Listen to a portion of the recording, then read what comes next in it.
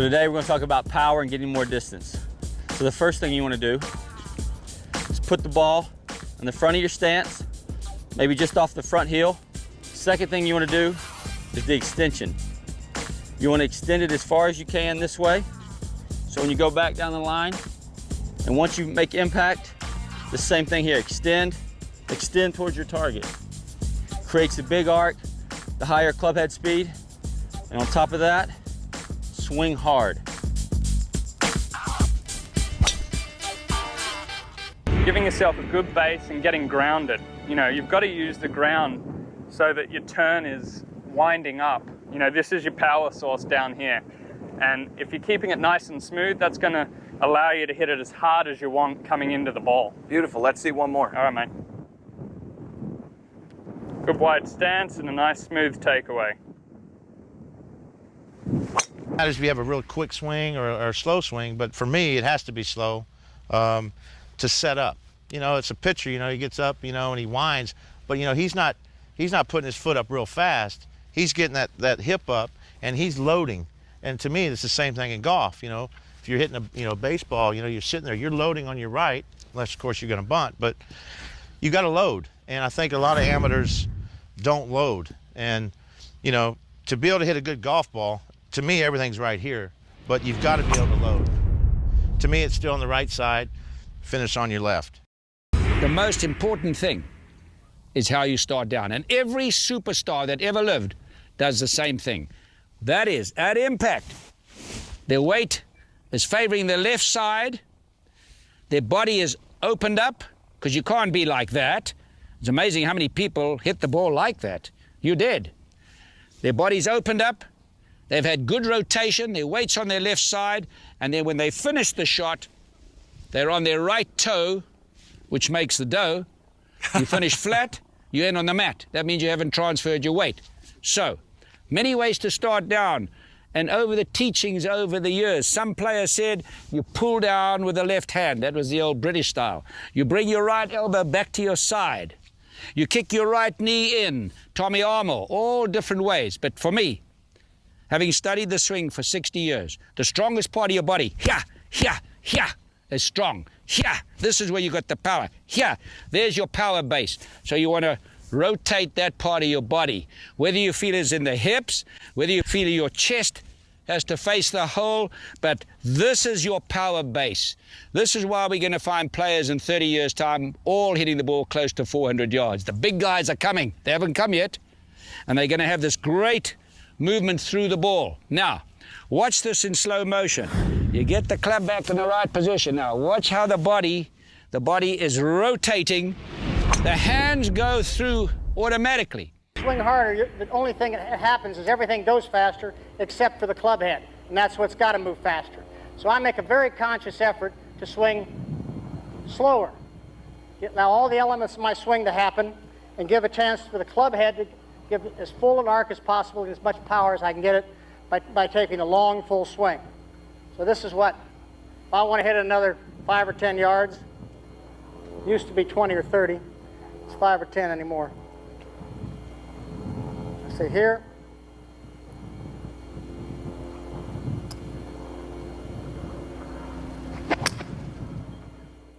Nicholas said, I try to take the club away smoother on the takeaway. Smooth's a great word, better than slow, because, you know, you take it away smooth, the next one can be smoother. So we know all the good things to do. So we want smooth turn. We want that separation, so you wait for it while the left side pulls against the right.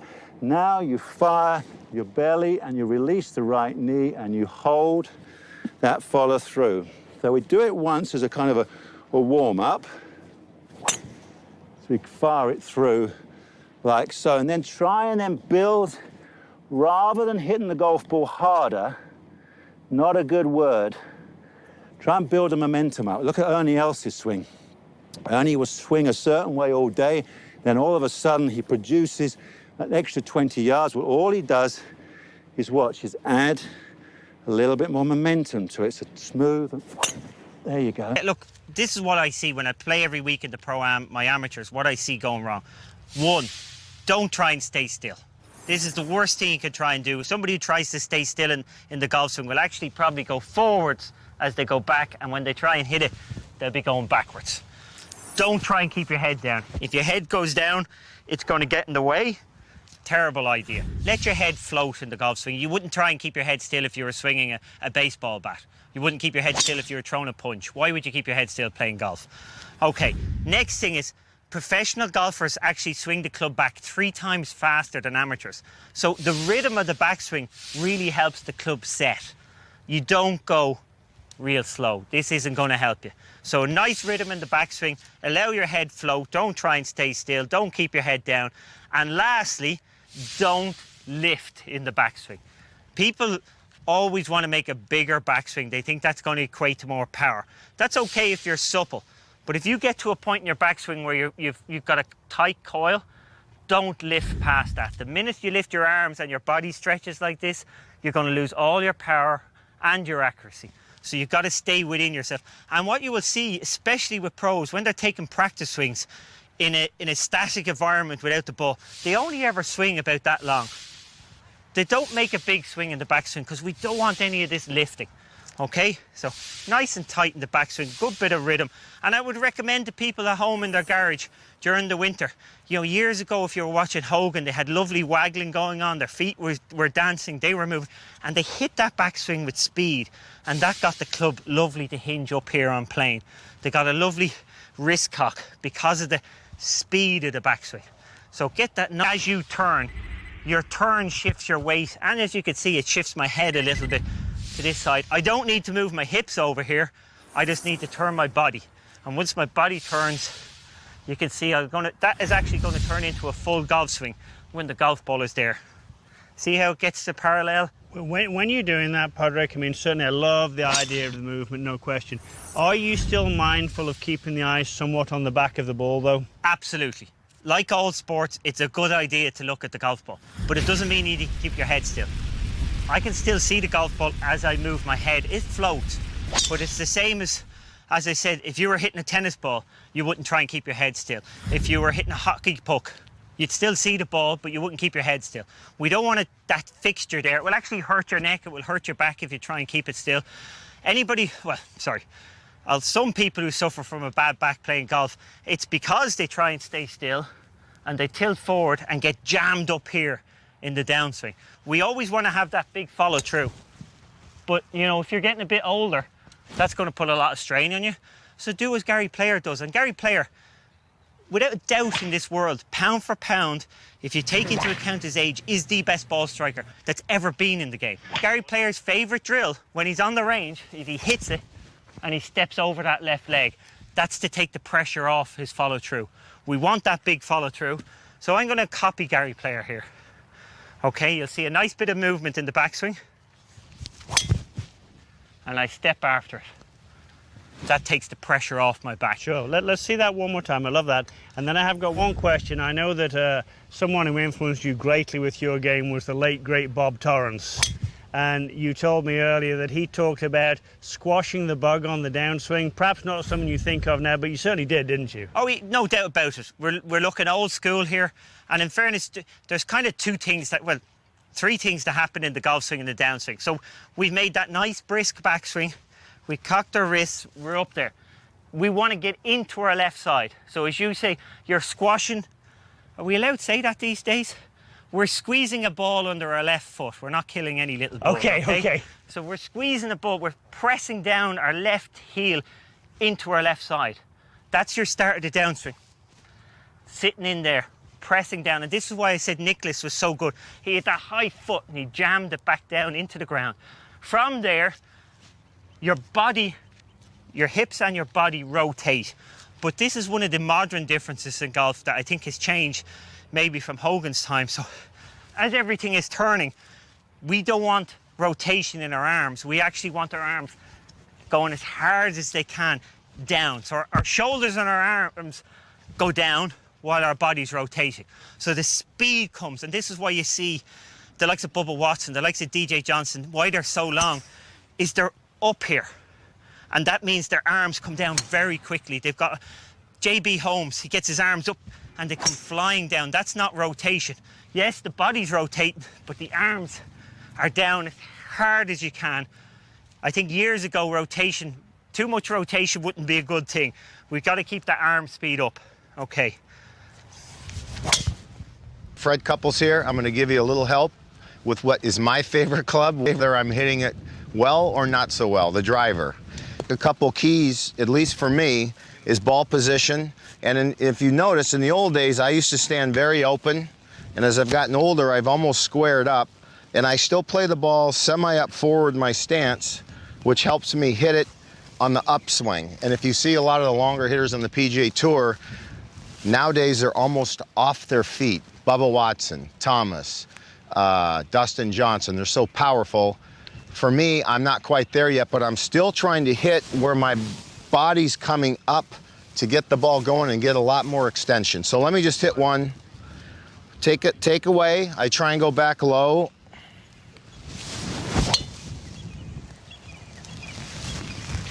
And then I just, once I'm going down through the hitting area, I actually, it may not look like it, but I'm trying to hit it as hard as I physically can. Not on every drive, but most of them. Always try and get the club going back at a pace that's such as your 7-iron, because you don't want to jerk it back real fast. So the first thing I try and do is get the club going away from the ball as slow as I can. And then through the ball, I'm trying to hit it as hard as I can. Sure that this stays 90 degrees for as long as possible. Matter of fact, you can't hold it too long. So start down 90 degrees, and it'll help you increase your club head speed. The other thing I concentrate on is to make sure that I get to my left side. I slide just enough weight to make sure that I'm on my left side, and at the same time I'm rotating pretty much as fast as I can and straightening this left leg. When you're talking about sliding some weight to the left side, you're talking about lower body weight, not upper body weight, exactly. Right? Yeah, the problem sometimes when they try to hit it hard, it's with their upper body, and they get way ahead of it and they hit some shots they're not really happy with. So with this, you're correct. I try to shift my weight, making sure my head stays behind, shift my weight, turn, and straighten this left leg without locking it. And that's where I build up the club head speed. The one thing that I always did when I wanted to hit it a little harder was slow everything down. And mostly the backswing, because that allowed me to get the club back a little further, and then I could really turn into it and get the best distance. Once I've got it into the right side, I want to feel like I've got this discus in my hand. You know, you watch on, that's where all the power comes from. You want to be able to extend your right shoulder and your right chest and all your back muscles to the target as hard as you possibly can. Did you feel there was a reach with your right arm through the hit? No doubt about it, because it has to be as long as it possibly can, because that's where you're going to keep the ball on the face longer and make it go further. That's what I believe anyway. Let's have a swing at that. I'm going to have a few more questions about that, but very interesting. So not just right hand, right side. Right side, you know, you can almost basically, you could do it with one arm, you know what I mean? So you just feel like you're swinging that club, and you just use your right side to hit the ball. In order for me to swing the driver well, I've always played my best when I feel like my hands are as far away from my head as possible, which creates a lot of room, a lot of width on the way down. I start going bad when I get narrow with my hands next to my head, which means then I have to throw it out. I lose a lot of power, hit a lot of balls out to the right. When I get wide, I can stay behind it, hit the draw, ball goes a little further. And I see a lot of amateurs get in here where they can kiss their hands. That's not the position you need to be in. If you can be out here a little bit further away from your head, I guarantee you'll hit the ball a little bit further.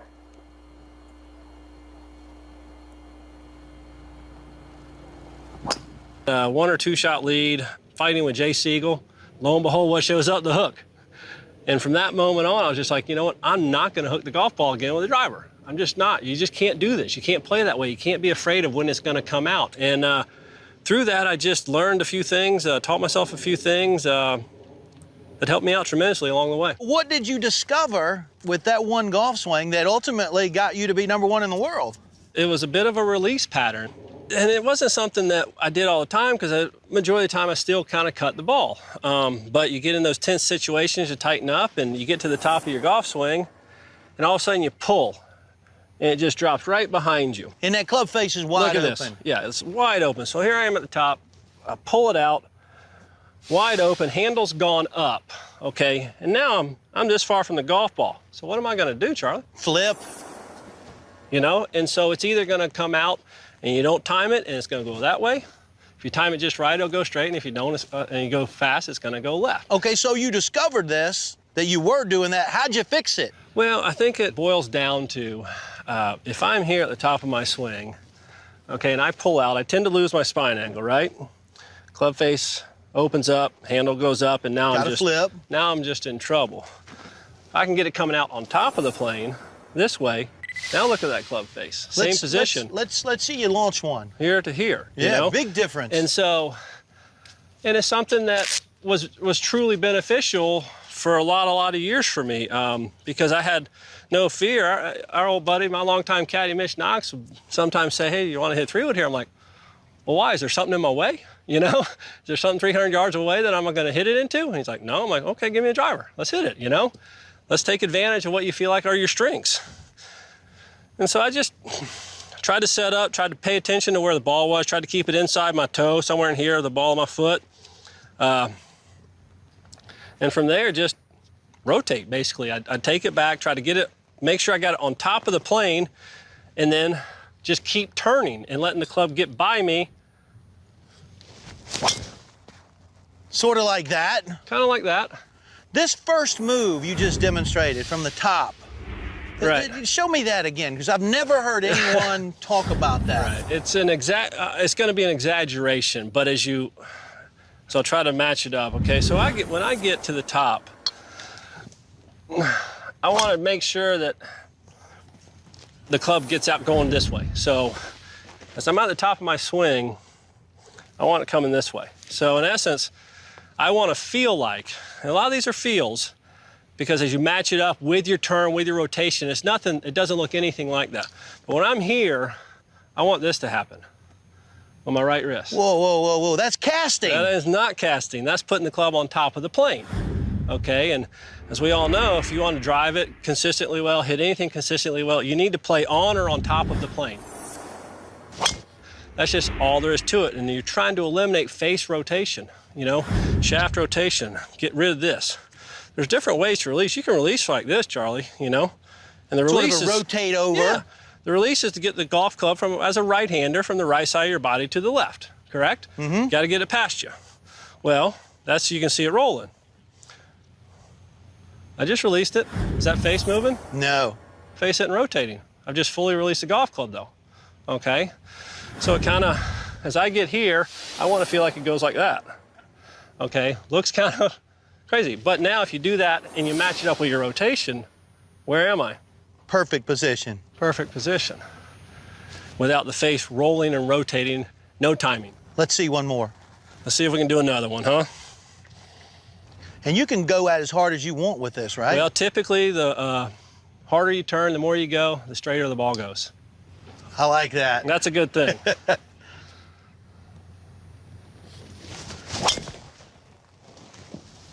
Now, if you want more power, the secret is, I call it RPB, right pocket back.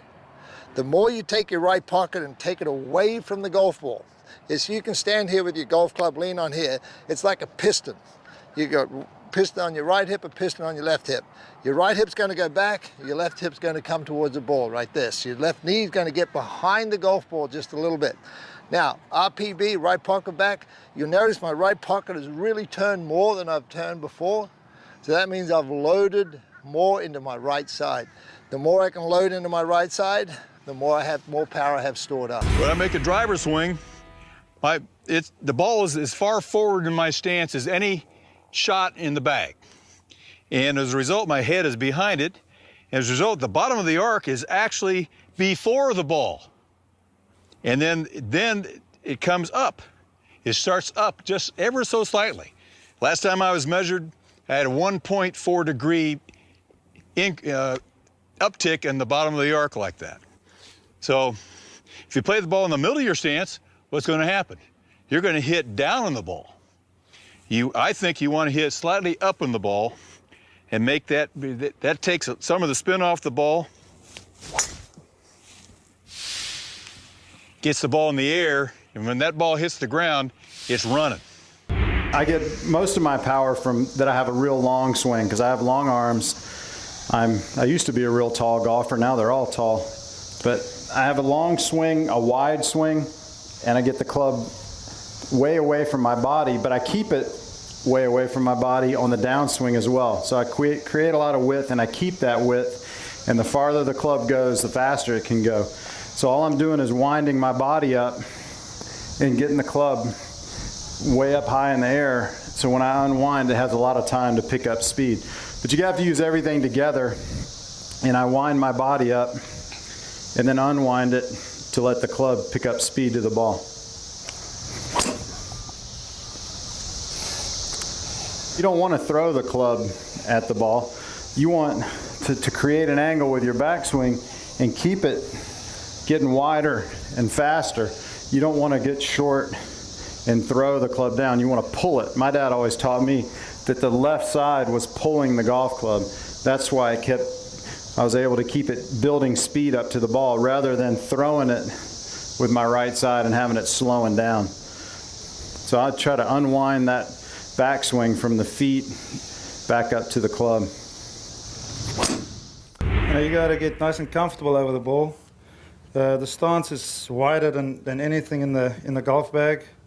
I still have knee flex, which is very important with my game. You know, obviously with all the guys out here, we have to align properly. If you're not aligned properly, you're not going to hit it, you're not going to swing the club properly. If you're too closed, the club is going to come inside and you have to compensate on the downswing. So you want to get those railway tracks, as we call it. You get your target line, which is obviously on that line there, and then you align your body to your target line with nice knee flex. Get your weight nicely balanced in the middle of your feet, and just hang the arms and then pull the trigger. I like to take it away with my arms and make a nice full shoulder turn.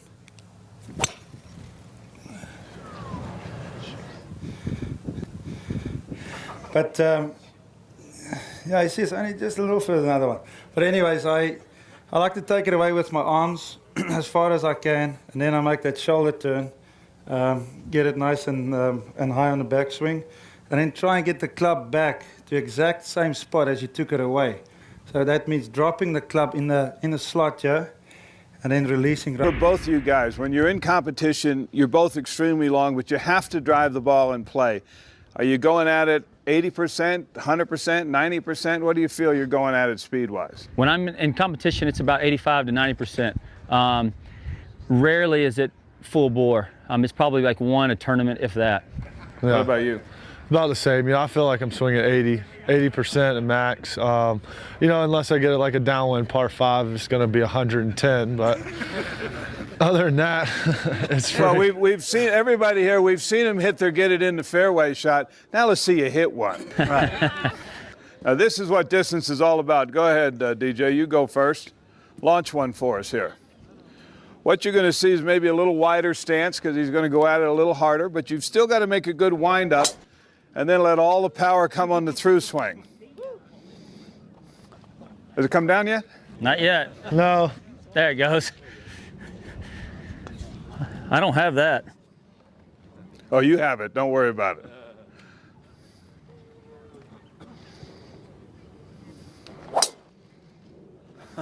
That's big.